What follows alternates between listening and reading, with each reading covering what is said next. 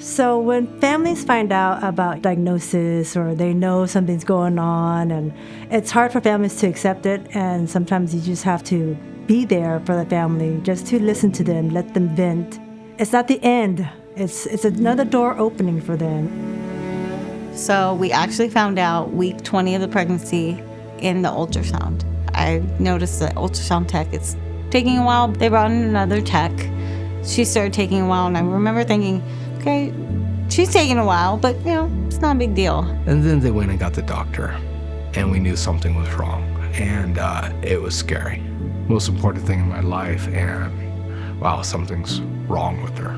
We eventually found out maybe a week or two later that it was the AVSD, which is the atrioventricular septal defect. Valves on the wrong sides, and you find out that 2 of the valves on the inside weren't formed. You got this baby, and you don't know what's going on with her on the insides. And so the search for information starts by asking the specialists. We found out that she doesn't have Down syndrome. She has trisomy X, which is a 3rd X chromosome.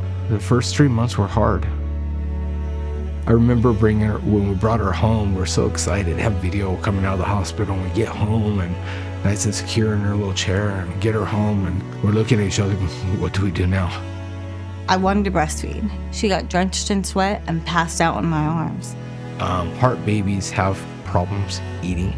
So our goal and job was to put as many calories in her and gain as much weight as we could for December, January for an open heart surgery. We were just surviving every day by day, And then we got into EPU and started getting her caught up on her skill sets. Because first year, she was in a bed most of the time. I started with her when she was 10 months old, and she wasn't sitting upright yet. She wasn't crawling. She didn't have any words, but she was very engaging. She loved people. She always smiled at me when I came in the door, and she was always ready to play. We were told that she wouldn't be fully bottle fed till she was at least 2 years old. Working with Marley, working with Maria, and all the kind people here, she's been able to build confidence and a want to use a bottle, and now a want to eat. We got her in daycare. She sits at a table now and eats 2 meals a day plus snacks. So I believe that EPU has been essential to us in getting her to where she's at now. Runs around, plays, talks, babbles, starting to using more words. She's broke all the rules and the guidelines as they said, and she's excelled. So I thoroughly believe it's because of the help EPU has given us. Working with Monroe and families, it's a happy feeling because you see the smallest little milestone, and it's so happy because you work so hard with the family to meet that, and when they do, it's full of excitement. I think we were able to get the early intervention at the right time, and the warm atmosphere of when you walk in. Like, Trish in the front is one of her best friends. From the moment we walk in, she has those connections and she feels that safety.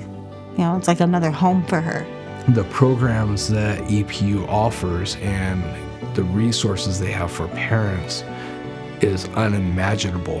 Helping me and Jason navigate just certain questions, or how can we make it a better environment for her, just that insight. EPU was a breath of fresh air for us. It gave us more people to be around that could relate or understand what's going on with our kid.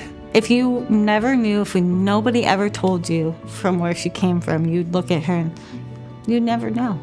And she just brightens up a room wherever she goes.